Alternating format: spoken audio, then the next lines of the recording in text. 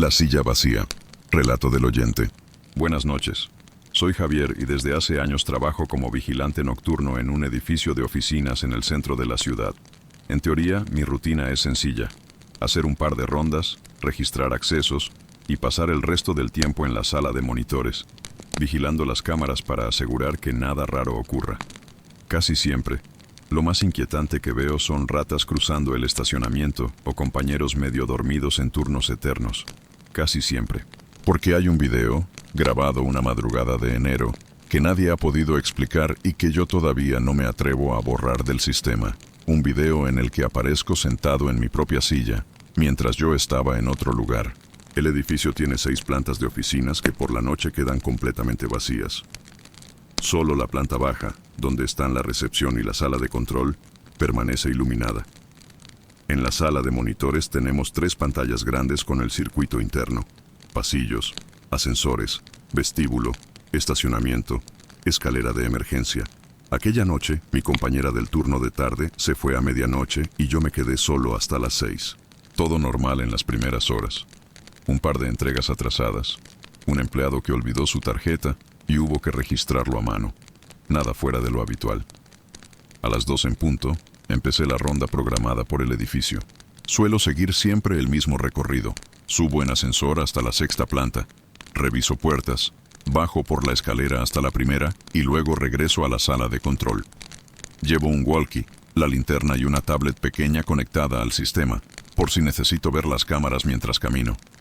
Esa madrugada el edificio estaba tan silencioso que podía oír el eco de mis propios pasos en los pasillos. Las luces de presencia se encendían y apagaban a mi paso, creando sombras rápidas en las paredes. Todo parecía en orden. Cuando terminé la ronda y volví a la planta baja, pensé que encontraría los monitores mostrando lo de siempre.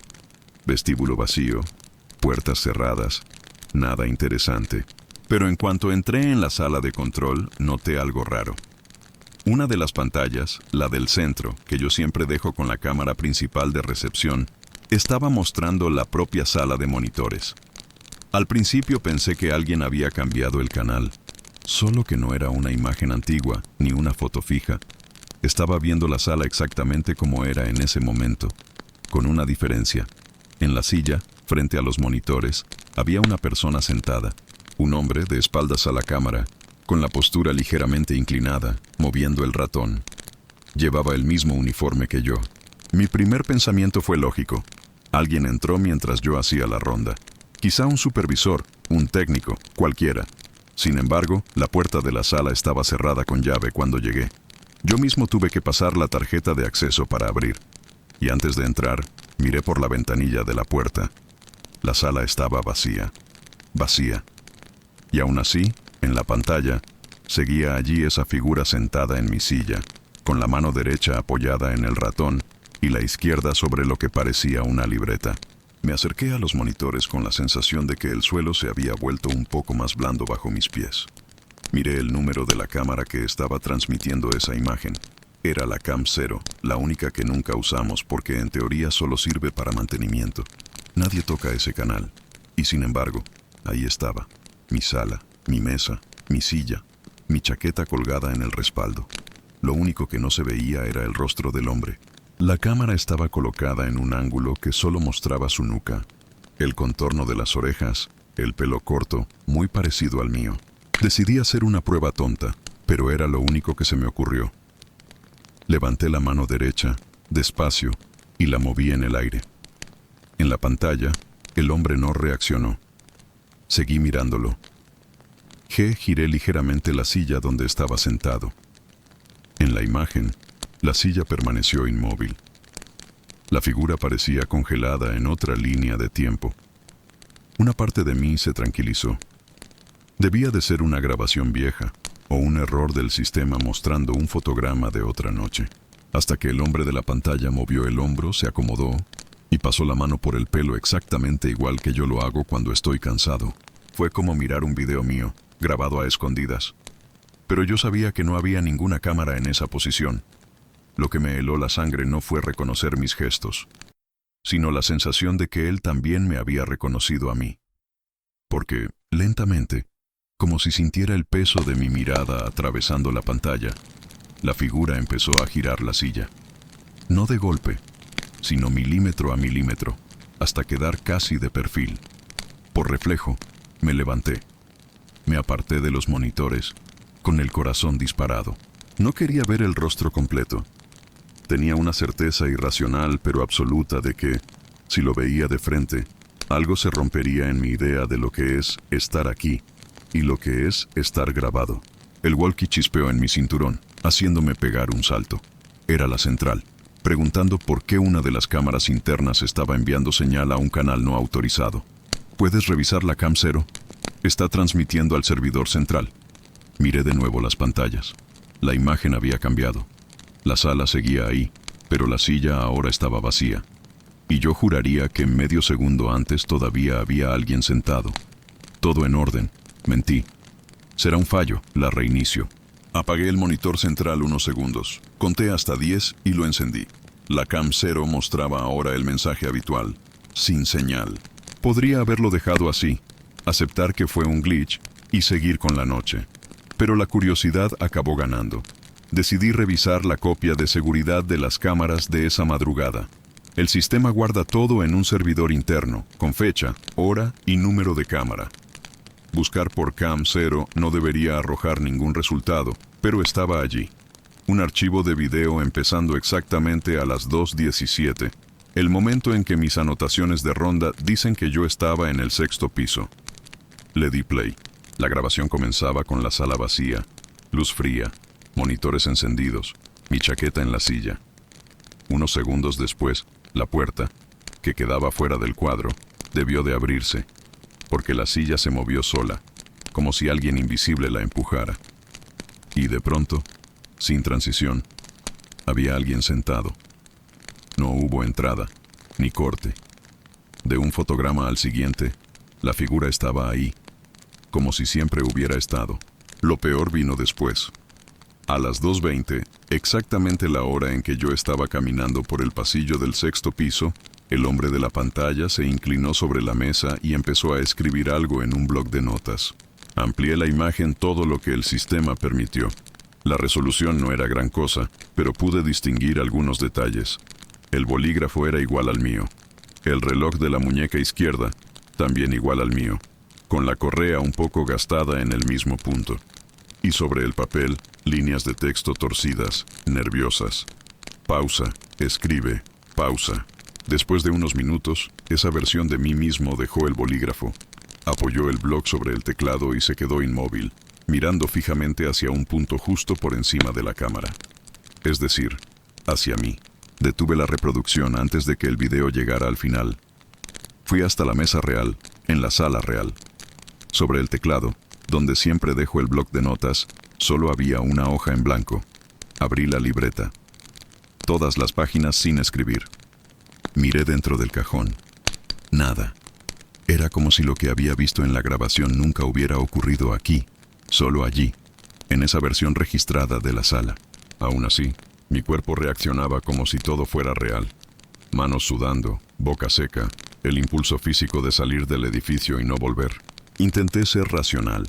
Quizá era una grabación antigua de otro vigilante con uniforme parecido, mal fechada en el sistema. Entonces me fijé en un detalle que derribaba esa explicación. En la imagen, sobre la mesa, había una taza de café con un logo azul medio borrado. Yo había recibido esa taza ese mismo mes, en una campaña interna.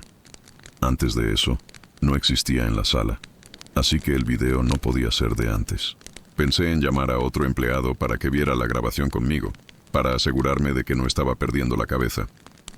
El único en el edificio era el conserje, un señor llamado Luis que nunca se impresiona por nada. Lo llamé por el interfono. Le dije que tenía un problema con las cámaras. Cuando volvimos juntos al panel para enseñarle el video, el archivo ya no estaba. La carpeta de grabaciones de la cam 0 aparecía vacía. Incluso el registro del sistema, que minutos antes mostraba actividad en ese canal, estaba limpio, como si alguien hubiera reescrito el historial. Luis se encogió de hombros. Eso pasa. Los equipos viejos se inventan cosas, dijo. Pero estás blanco, chico.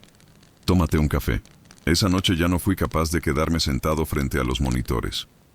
Hice ronda tras ronda, subiendo y bajando escaleras solo para evitar estar solo en la sala de control. Cada vez que pasaba frente a una cámara de pasillo y veía mi propia imagen en la pequeña pantalla de la tablet, sentía un escalofrío. ¿Y si me veía haciendo algo que yo no estaba haciendo? ¿Y si, en uno de los monitores, mi reflejo seguía caminando cuando yo ya me había detenido? A partir de entonces, algunas cosas extrañas empezaron a repetirse. Hay noches en las que llego al turno y encuentro la silla un poco desplazada, girada hacia un ángulo que yo nunca uso. Otras veces, el teclado aparece con una tecla hundida, como si alguien hubiera pasado mucho tiempo presionándola. Una madrugada, encontré sobre el mousepad una hoja arrancada de un blog, con una única frase escrita en el centro, en letras temblorosas. Deja de mirar las pantallas cuando crees que estás solo. No reconozco la letra, pero el bolígrafo con el que está escrita es igual al mío. He pensado en contarle todo al jefe, pero lo único que conseguiría sería una broma o una evaluación psicológica. Hasta ahora, la única persona fuera del edificio a la que le he contado esto eres tú y quienes te escuchan. Sigo trabajando en el mismo lugar porque, aparte de esto, es un empleo tranquilo. Y porque una parte de mí quiere volver a ver ese video algún día, verlo hasta el final. Querer eso me asusta más que cualquier sombra en los pasillos. A veces, mientras hablo por radio con la central, veo de reojo mi silueta reflejada en uno de los monitores. Borrosa, distorsionada. En cuanto vuelvo a mirar de frente, solo aparece la imagen normal del corredor vacío. Pero por un instante tengo la impresión clara de que hay dos yo en ese edificio. Uno que hace rondas, respira, se cansa, y otro que permanece sentado en alguna sala que no existe en los planos, mirando las mismas pantallas desde un ángulo imposible, escribiendo notas que aparecen y desaparecen de los archivos. 20. Si alguien que está escuchando trabaja de noche vigilando cámaras de seguridad, solo puedo dar un consejo. Cuando sientas la necesidad de revisar una grabación porque crees haber visto algo raro, piénsalo bien. A veces, lo que da más miedo no es la figura en el pasillo ni la puerta que se abre sola. Es darte cuenta de que el lugar más peligroso del edificio puede ser justo la silla donde te sientas, a pocos centímetros de una pantalla, convencido de que estás controlando todo, cuando quizá, al otro lado de la imagen, alguien lleva horas observando únicamente cómo te mueves tú. Hola. Puedes llamarme Andrés. Tengo 32 años y, como casi todo el mundo de mi edad, mi vida social cabe en la pantalla del teléfono. Grupos, audios, memes, videollamadas. Por eso, cuando digo que lo peor que me ha pasado me ocurrió en un chat, mucha gente se ríe al principio, como si estuviera exagerando. Pero tú sabes que, de madrugada, oír un som de notificação pode ser tão perturbador como um golpe na porta. Sobretudo se o grupo que volta a piscar na tela é de um amigo que morreu há 3 anos. O grupo se chamava Los de Siempre. Éramos 4. Eu, meu amigo Marcos, a Laura e o Dani. Criamos esse chat na universidade para combinar festas, trabalhos, viagens, coisas normais. Depois que nos formamos, cada um seguiu sua vida, mas o grupo continuou ativo. Fotos de aniversários, notícias idiotas, reclamações do trabalho. Até que, numa noite de chuva, Marcos saiu dirigindo bêbado de uma festa e nunca mais respondeu. O acidente foi numa estrada perto da cidade. O carro capotou. Ele morreu na hora. Durante um tempo, ninguém teve coragem de apagar o grupo. Só que as mensagens pararam. O chat ficou lá, como uma sala vazia com as luzes apagadas. A primeira notificação chegou numa terça-feira, às 2h47 da madrugada. Eu estava quase dormindo, com o celular jogado na cama, quando ouvi o som familiar do aplicativo. Peguei o telefone achando que era algum colega de trabalho. Na tela bloqueada, apareceu o nome que eu não via fazia tempo. Los de Siempre, mensagem novo. O remetente, Marcos. Naquele momento eu ainda não senti medo, só um choque estranho, como quando você vê uma foto antiga aparecer de repente no feed. Pensei em erro do sistema, bug, conta antiga, sei lá. Desbloqueei a tela.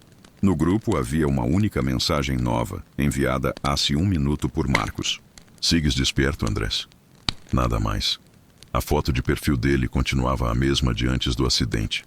Ele rindo, um copo na mão, luzes borradas ao fundo. Meu primeiro impulso foi pensar que alguém tinha retomado o número dele, que o chip tinha sido reutilizado e a nova pessoa caiu por acaso num grupo antigo. Escrevi: quem eres? Fiquei olhando para a tela, vendo aqueles 3 pontinhos de escrebiendo aparecerem e desaparecerem. Só que a resposta não veio de imediato. Demorou quase 5 minutos. Enquanto isso, vi que Laura e Dani não tinham visualizado a mensagem. Olhei a hora. Quase 3 da manhã. É normal que ninguém esteja online. Quando o aplicativo avisou: Marcos está escrevendo, senti um frio na coluna. A resposta foi: pensei que já não me tinhas guardado. A frase era estranha para alguém que, teoricamente, acabou de herdar um número. Escrevi de novo. Este número era de um amigo que murió. Se has recebido el chip, avisa. Estás em um grupo privado. Os 3 pontinhos voltaram a piscar. Lo sé, respondeu. Por isso te pergunto se sigues despierto. Naquele ponto, o racional e o irracional começaram a brigar dentro da minha cabeça. Uma parte de mim queria acreditar que era um trote, alguém brincando com a ideia de usar um número velho. Outra parte lembrava que só nós 3 sabíamos detalhes de certas coisas que estavam gravadas ali, anos de conversas. Antes que eu respondesse, chegou mais uma mensagem, ainda de Marcos. ¿Te acuerdas de aquella noche en la azotea de tu edificio, quando dijiste que te dava medo morir-te solo? Eu nunca tinha contado isso para ninguém fora daquele grupo. O tipo de desabafo que você manda às 3 da manhã, depois de umas cervejas, e depois esquece. Ou acha que esquece. Saí do chat, procurei o contato Marcos na agenda. O número estava marcado como inativo no app desde o dia do acidente. Eu lembrava porque a foto de perfil tinha sumido por um tempo. Agora, no entanto, a foto tinha voltado. O status dizia: em linha. Meus dedos tremiam um pouco. Abri a conversa privada com ele fora do grupo e escrevi: si esto es una broma, no tiene gracia. ¿Quién eres? Dessa vez a resposta foi quase instantânea.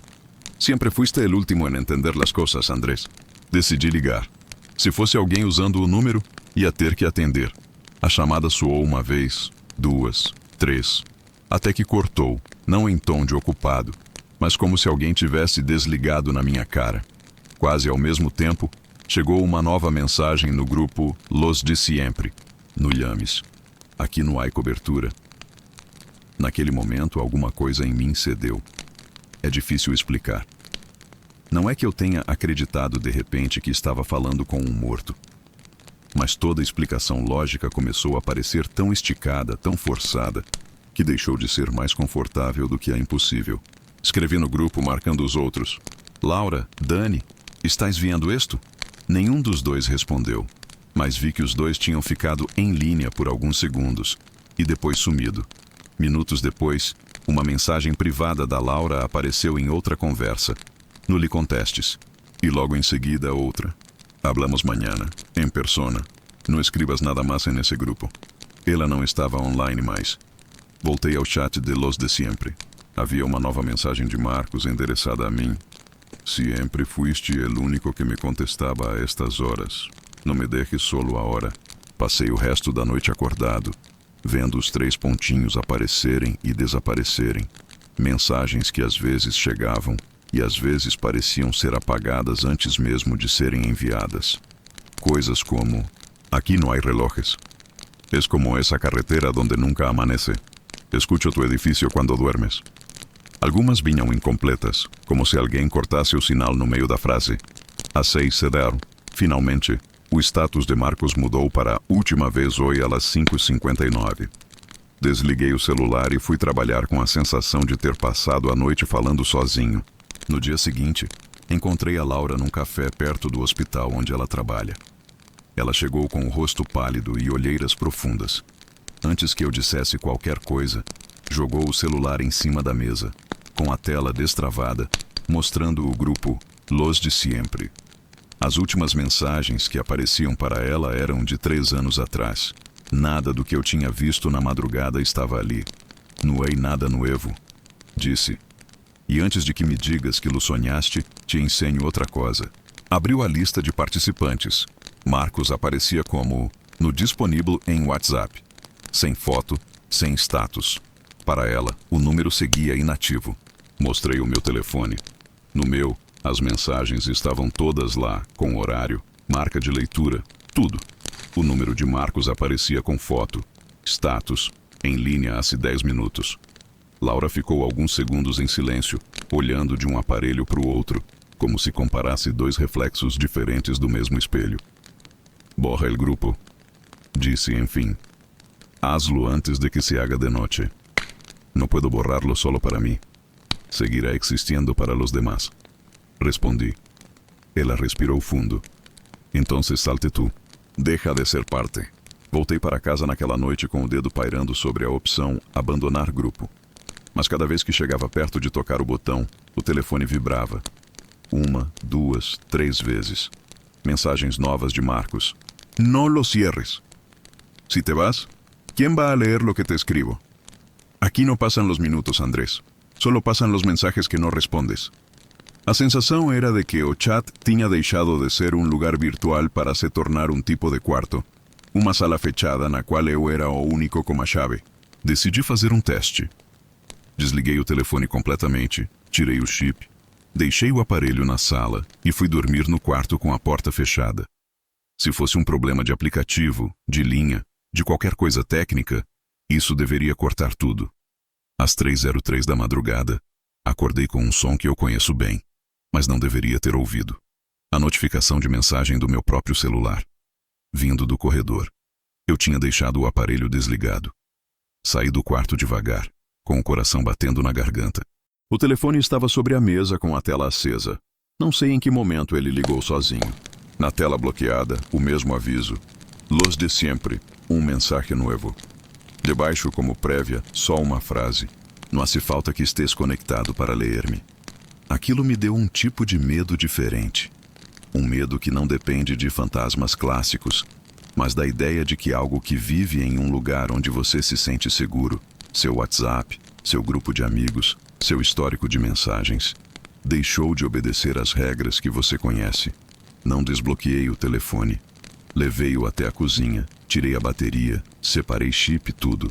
E mesmo assim, por alguns segundos depois disso, juro que continuei ouvindo o som de mensagem nova ecoando pela casa.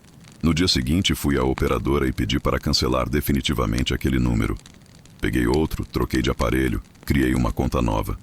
Não importava perder contatos, conversas, nada. Queria acreditar que, sem a linha antiga, o grupo ia ficar preso em algum limbo digital, sem acesso a mim. Durante meses funcionou. Nenhuma notificação estranha, nenhum los de siempre piscando na tela. Até a semana passada. Estava no trabalho, usando o computador do hospital, quando uma enfermeira me pediu para abrir o WhatsApp Web para mandar uns resultados a um médico. Escaneei o código QR com meu celular novo. A sessão abriu no navegador. Tudo normal. Grupos de família, colegas, etc. Enquanto ela digitava, uma nova conversa apareceu na barra lateral, lá embaixo, como se estivesse escondida. O nome, Los de Siempre. Eu não tinha aquele grupo no telefone, mas o computador o mostrava como ativo. O último a escrever ali, segundo a coluna da direita, tinha sido Marcos Tu. Abri a conversa com a mão gelada. Havia uma única mensagem nova, enviada há 1 minuto. Pensei que esta vez não encontraria a forma de chegar. Seguimos hablando donde lo dejamos. Não tive coragem de responder. Desconectei o WhatsApp Web do computador, desliguei o celular, inventei uma desculpa e fui para o banheiro jogar água no rosto. Quando voltei, a enfermeira comentou rindo. Tu amigo tiene sentido del humor, eh? Meu estômago virou. Que amigo? Uno que te ha escrito al grupo de Los de Siempre, mientras no estabas. Ha puesto un audio, pero no lo escuché. Não queria cotillar. Esse áudio ainda está lá. Não tive coragem de apertar o play. A bolinha azul continua marcando mensagem de voz sem escuchar. Às vezes, de madrugada, fico olhando para o telefone sobre a mesa, imaginando o que pode haver ali. Se é a voz de alguém vivo brincando com coisas que não deveria. Se é a gravação de Marcos, vinda de algum lugar onde o tempo não passa, repetindo uma noite que não termina nunca. Ou se, de alguma forma que não entendo, o próprio grupo se tornou uma espécie de sala onde o que a gente escreve nunca se apaga de verdade. É por isso que escrevo para o teu programa. Porque sei que muita gente que te ouve passa noites inteiras rolando a tela, abrindo e fechando chats, conversando com pessoas que nunca viu ao vivo. Só queria deixar um aviso. Cuidado com os grupos que vocês nunca fecham, com as conversas que deixam em aberto para sempre. Algumas conexões parecem tão fortes que continuam procurando você mesmo depois que um dos lados deveria estar definitivamente offline. E se algum dia de madrugada, um grupo antigo que você achava morto voltar a piscar na tela, pensa 2 vezes antes de responder quem eres. El piso de arriba. Relato del oyente. Me llamo Clara y, cuando firmé el contrato de mi nuevo piso, pensé que por fin había salido de todos mis problemas. Después de años de compartir habitación, de pisos viejos con humedad y vecinos ruidosos, conseguí alquilar un apartamento en la última planta de un edificio moderno, en un barrio tranquilo de la ciudad. La inmobiliaria insistió varias veces en el mismo detalle. No tendrás vecinos encima, es el ático. Silencio garantizado.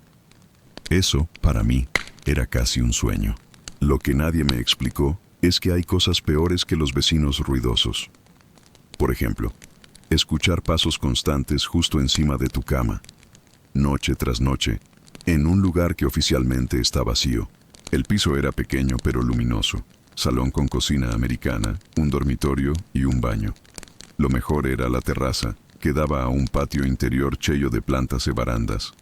El administrador del edificio, un hombre llamado Don Ernesto, me enseñó todo con cierta solemnidad. Aquí arriba no vive nadie, repitió mientras subíamos la última escalera.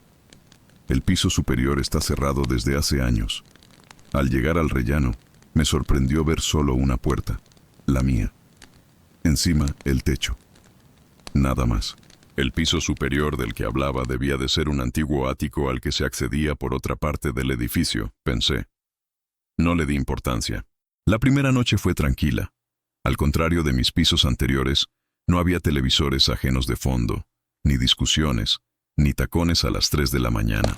Solo el zumbido lejano del tráfico y algún ascensor subiendo y bajando. Cerré las persianas, me puse auriculares con música suave y me dormí rápido. A las 2:17, sin embargo, me despertó un sonido muy claro. Pasos. Pasos lentos, pesados, recorriendo el techo justo encima de mí. Al principio pensé que era el vecino del lado, pero los pasos no iban hacia la pared. Seguían un camino recto sobre mi cama, de un extremo a otro, una y otra vez, como si alguien estuviera paseando por un pasillo que solo existía arriba de mí. Intenté no darle importancia. En los edificios, los ruidos se deforman, viajan raro. Quizá venían do apartamento de baixo, filtrados de alguna forma. Me giré, apreté la almohada contra la cabeza. Los pasos continuaron, rítmicos. 1, 2, 3, giro. 1, 2, 3, giro. Parecían casi un metrónomo.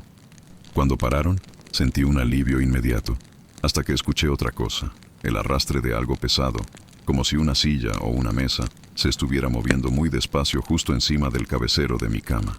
A la mañana siguiente, bajé a hablar con don Ernesto.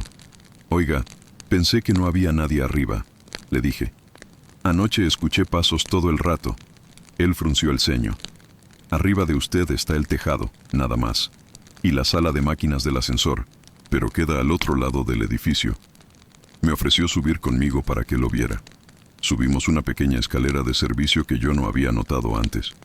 Una puerta metálica pesada daba acceso a la azotea. Estaba cerrada con candado. Ernesto lo abrió delante de mí.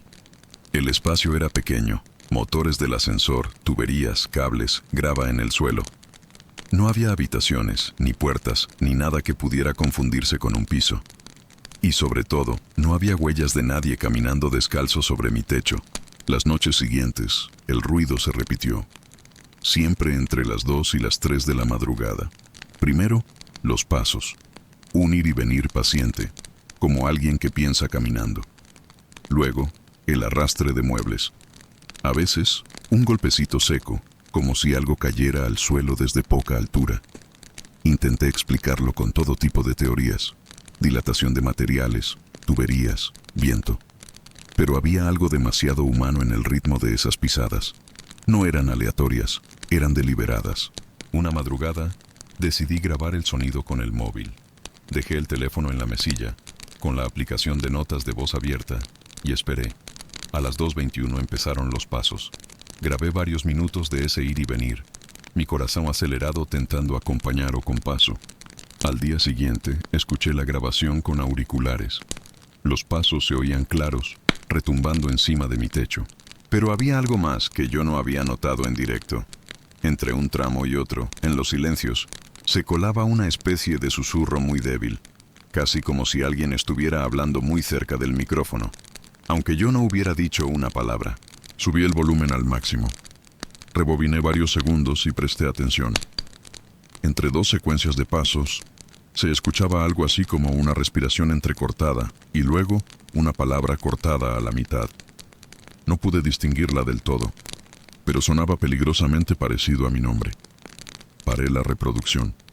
El estómago se me encogió. Decidí enviar el archivo a un amigo que trabaja con sonido para que le echara un vistazo, sin contarle nada raro, solo diciendo que eran ruidos de vecinos. Por la tarde me respondió: no sé qué hacen tus vecinos, pero suena como alguien caminando en una habitación vacía. El eco es muy raro, y hay un murmullo de fondo que no consigo limpiar. Una noche, cansada de no dormir, subí de nuevo con don Ernesto a la azotea. Le pedí que me dejara entrar sola un rato, para ver si escuchaba desde ahí lo mismo que en mi cuarto. No le conté detalles. Dije que me obsesionaba entender los ruidos. Me dejó la llave a regañadientes y bajó. Me quedé arriba, de pie sobre la grava fría, con el viento cortándome la cara. Desde allí no se oía nada, ni pasos, ni arrastres, solo el rumor distante de la ciudad. Sin embargo, tenía la clara sensación de que justo debajo de mis pies, al nivel de mi techo, alguien estaba caminando. Volví al piso, exhausta. Esa noche, en lugar de ir directo para la cama, me quedé sentada no sofá, con las luces acesas, esperando ahora en que todo comenzaba. A las 2:14, la lámpara del salón parpadeó. No se apagó, solo titiló lo suficiente para que las sombras cambiasen de lugar. Luego, silencio. Pensé que quizá aquella noche se libraría. Entonces, desde el dormitorio, llegó el primer paso. No lo oí solo con los oídos. Lo sentí como una vibración leve en el aire, como si cada pisada hundiera un poco el techo hacia abajo. Entré en el dormitorio muy despacio, con el móvil en la mano. No encendí la luz. La ventana dejaba entrar un poco de claridad de la calle, lo suficiente para distinguir la forma de la cama, del armario, del techo blanco. Los pasos seguían, justo encima de donde yo estaba. Me coloqué debajo, mirando fijamente al mismo punto del techo de donde parecía venir el sonido. No sé cuánto tiempo estuve ahí, con la cabeza inclinada hacia atrás, esperando que algo pasara. Y pasó. El ruido cambió. Dejó de ser un paseo de un lado a otro para concentrarse justo sobre mí. 3 pasos lentos, acercándose, y luego un silencio denso. Después, en lugar de pisadas, escuché un roce prolongado, como si algo estuviera arrastrando las manos por la otra cara del techo, buscando una fisura. En ese momento, una grieta finísima empezó a dibujarse sobre la pintura, justo donde yo miraba. No fue un crack brusco, sino una línea que se extendía muy despacio, como un dibujo hecho desde dentro hacia afuera.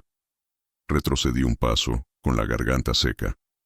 La grieta se detuvo, y desde algún punto entre el yeso y la estructura del edificio, llegó un sonido que nunca había oído tan cerca.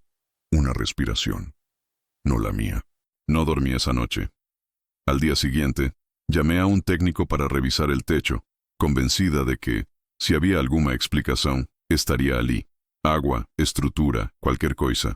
El técnico revisó todo con una linterna. Golpeó aquí y allá, midió la humedad. No hay nada raro, dijo al final. La grieta es superficial. Pasa en casi todos los edificios nuevos. Mientras hablaba, yo veía la línea sobre mi cama, perfectamente recta, como si alguien se hubiera tumbado justo encima, y su peso se hubiera marcado en la pintura. He pensado muchas veces en mudarme, pero la realidad económica es la que es. El alquiler está por las nubes, y este piso, con todos sus ruidos imposibles, sigue siendo una de las pocas cosas que puedo pagar. Con el tiempo, he desarrollado pequeñas estrategias. Dormir con tapones, poner ruido blanco, Dejar la televisión encendida en silencio solo para no sentir que el silencio es absoluto. Aún así, hay noches en las que ninguna de esas cosas sirve. Noche tras noche, a la misma hora, los pasos vuelven a empezar, y si por alguna razón yo no estoy en la cama cuando eso ocurre, si me quedo en el salón, por ejemplo, los pasos se desplazan, pasan del techo del dormitorio al del salón, como si supieran exactamente dónde estoy. Lo último que me ha ocurrido es lo que me decidió a escribirle a tu programa. Hace una semana estaba hablando por videollamada con una amiga enseñándole el piso. Le mostré el salón, la cocina, la terraza. Cuando entré en el dormitorio, cambié la cámara frontal a la trasera para enseñar la habitación. En la pantalla, además de la cama y el armario, se veía parte del techo. Mi amiga frunció el ceño. ¿Qué es eso?, preguntó. No veía nada raro. ¿Dónde? Arriba, en el techo. Parece como si hubiera una marca de pisadas. Acerqué el móvil. La pantalla mostraba, justo sobre la grieta, una zona más oscura con la forma alargada de un pie desnudo, como si alguien hubiera pisado el otro lado del techo y la huella se hubiese filtrado a través de la pintura. Cuando bajé el móvil y miré a simple vista, no había nada. Solo la grieta. Desde entonces, cada vez que apago la luz para dormir, tengo la sensación de que no estoy sola. No porque vea sombras en las esquinas o escuche voces, sino porque el techo sobre mí ha dejado de ser una frontera segura.